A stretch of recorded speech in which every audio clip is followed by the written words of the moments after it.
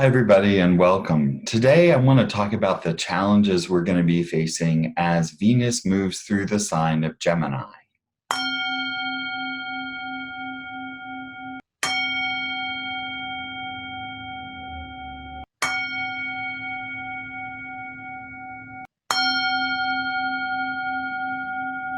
Hello, my name is Ramdas, Bill Sinclair. I hope you'll like and subscribe to this channel so that we can keep in touch and keep updated on the planetary movements throughout the year. So today I want to talk about Venus moving into Gemini. So Venus moved into Gemini on July 31st of 2020, and he'll be there until August 31st. Now, this is a pretty big shift because he's been in his own sign of Taurus since March, end of March. So it's been about 4 months that he's been sitting in the sign of Taurus. And now he's moving over into Gemini. And when a planet is normally only in a sign for 1 month, stays there for 4 months, it's kind of like a groove on a record. If you were to play one song over and over and over, it just gets deeper and deeper. So the sign of Taurus has undergone a pretty deep transformation for the last 4 months. And often it's only when the planet moves out of the sign that we start to understand what has changed. So that's something that all of us can be looking at, no matter where the sign of Taurus sits in your chart. That area of your life has been transformed over the last 4 months. That puts us at the end of March, and we can say definitely the whole world has transformed in that time. So it's interesting that you have a chance now to look and see how has that manifested in your life and what's going on. So normally in pre-COVID times, when I think of Venus going into Gemini, I immediately think of Gemini, the sign of two young lovers, about adolescence, about finding who we are. Gemini being, Venus being the sign of balance and harmony, of art, of, expression. Venus's sexuality, certainly Gemini is a highly sexual sign. So we think of all the things of coming together. We think of adolescence. We think of, people in their, 20s, 30s, young, beautiful, healthy people living a beautiful life. So that's normally what I would be saying. But now all those parameters look different to us in COVID, because it's precisely these kind of behaviors that are, coming up all over the world. And the virus is exploiting these opportunities and is spreading further and further. So I have to look at this and see, first of all, my baseline interpretation of this would just be a little bit different, knowing what we know now. The other thing I would say is that Venus is troubled because right now in the sign of Gemini, we have Rahu has been sitting there for the last over a year. So Venus is now coming into contact with Rahu. And so Rahu has, as I've said many times, a churning motion. When you come in contact with Rahu, things don't seem to act right. He's always moving, he's always churning things up. He can be kind of like a plow that cuts through the field and digs up what's been hidden underneath, and it reveals it to the everyone. So we start to look at wherever he is in our chart, he's churning up old things, past issues, things that have been hidden and suppressed. We've seen this definitely in the Black Lives Matter movement. It's come back full force.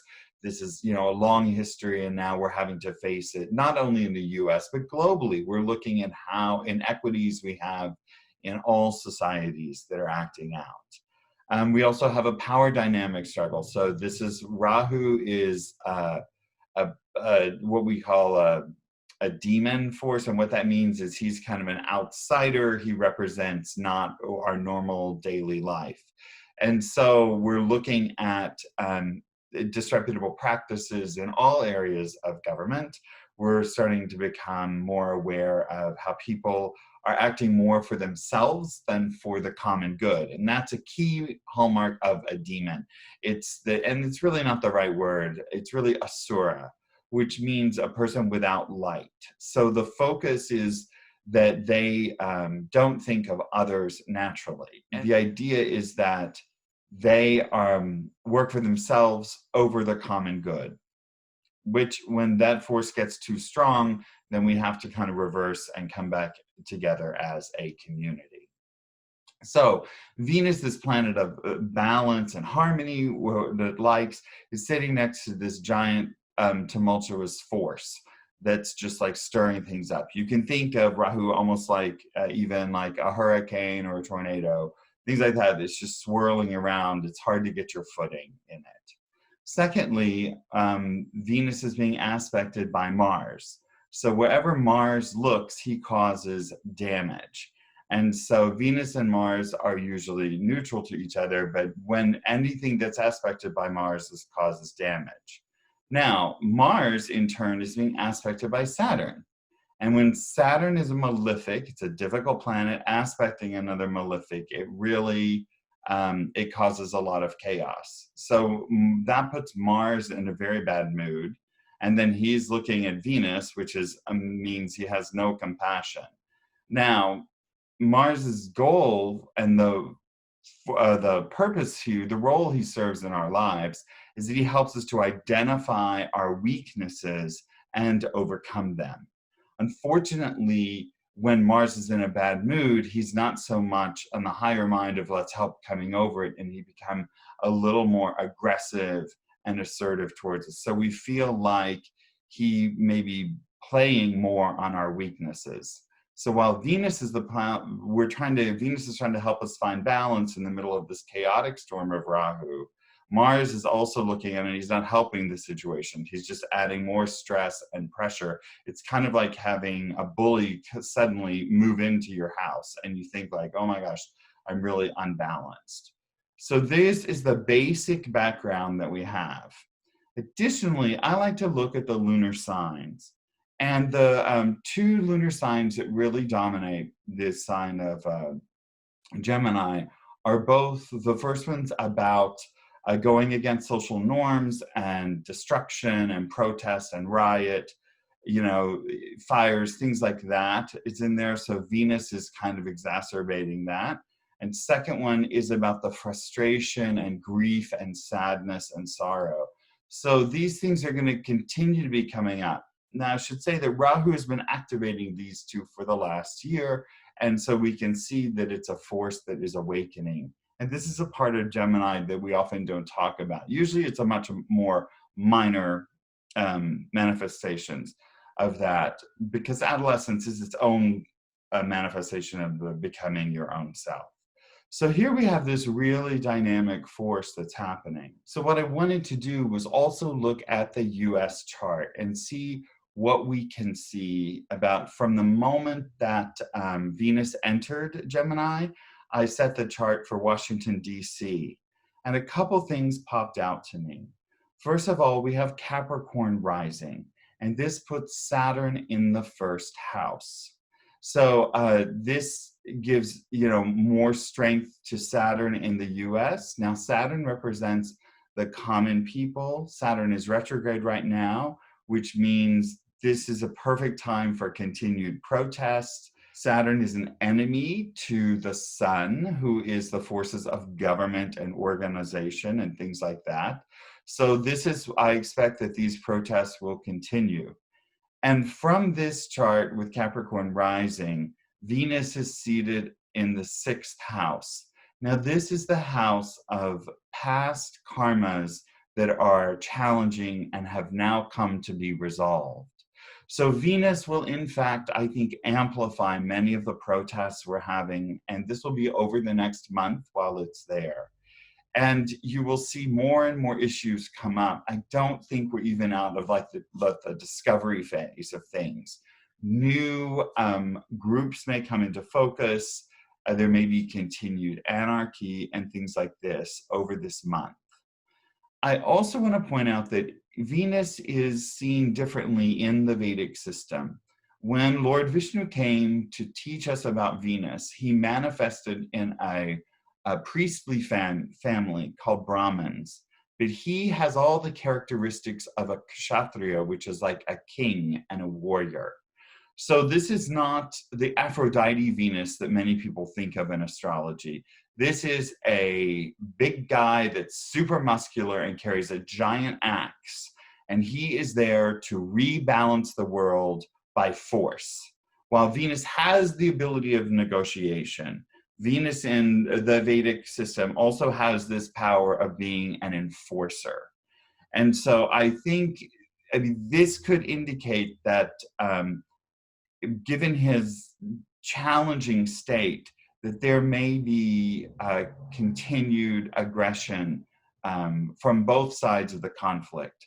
Because the other thing about this chart is in one house, in the sixth house, we have Mercury, we have Rahu, we have Venus. Opposite that, in the sign of Sagittarius, we have Jupiter, we have the moon, and we have Ketu.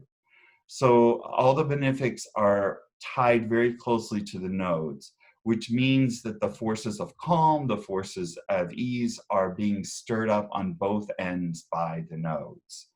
And so I think this represents very clearly to me polarization in the chart. So this polarization we're seeing, and we're seeing it almost every front. We see political polarization, we see class polarization, we're seeing race polarization. All these kind of things are going to continue to express themselves. Now, I hope you're still watching and haven't given up and just ran away, because the idea here is that we can prepare ourselves for this next month. And we can know, okay, there's all this talk about, I appreciate the news services trying to give us all the good news they can, but we need to just kind of prepare often to say, okay, for this next month, I have to take care of myself. I have to take care of the people around me as best I can. There will be a huge urge for all of us to just go out there, because Venus is in kind of the party sign of Gemini. And Gemini is about thinking, and we can talk ourselves into almost anything. So we have to just use the Saturn strength in the chart right now to impose our self-discipline. And that doesn't mean you have to sit around and have a terrible month, but it means take the precautions that are showing that can reduce it. Avoid large crowds, all the kind of stuff. I don't need to repeat it. We're all kind of sick of hearing it, but do it. Recognize that there's going to be a part of you that wants to kind of act out, and don't give in, because it could have dire consequences. So with that said, and hopefully I can circle around a little bit here and say, like, we can get through this, we will get through this, but you have the advantage of knowing, okay, this is going to be kind of tough, but then the energy, as always, will shift. And I'll be talking about other factors that are moving pretty quickly throughout this month that will start to modify this energy. But from the perspective of Venus, our desires, our wants, our needs, things like that, we need to just make sure that we keep them in check, and that we remain conscious and don't go unconscious and just act on impulse. So now I'd like to move into the sign by sign. And so these are some ideas. So if you're Aries rising, then the temptation will run deep to throw caution to the wind. Keep physically active to support your disciplined behavior. Lean into Mars. Mars is a soldier, he's a discipline. So get a routine and try to stick to it. For Taurus, take time to reflect on the changes of attitude since March. You'll be processing this for a while, because Venus has finally moved out of Taurus. So I would focus your energy on what has changed, what is new, what are new opportunities that I see emerging within myself, what are old belief patterns that don't seem to have such a strong hold on me anymore. For Gemini, don't let your mind run amok, okay? Avoid overstimulation. Only in quiet can your mind relax.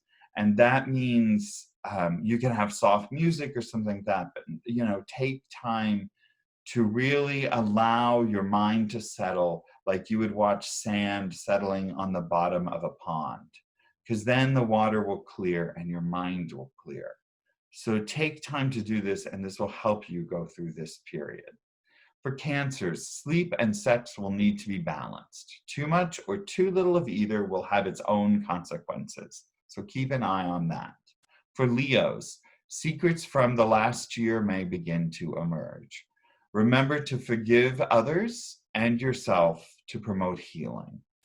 So this could be rather challenging, but just allow yourself time to process it. Recognize you're in this kind of chaotic storm right now.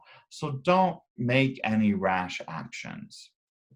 And remember, you can always apologize. You can always act at, when you feel the time is right. The big thing would be to consult for Leos. You don't have to go this alone. Get someone who's neutral and talk to them. For Virgos, turmoil at work may dominate the month. New opportunities may arise. Consider changes thoroughly before taking action because of, the situation we're in with Virgo. For Libras, things will feel out of balance. A new normal is manifesting, and you can help others to adapt, but you must gain your footing first.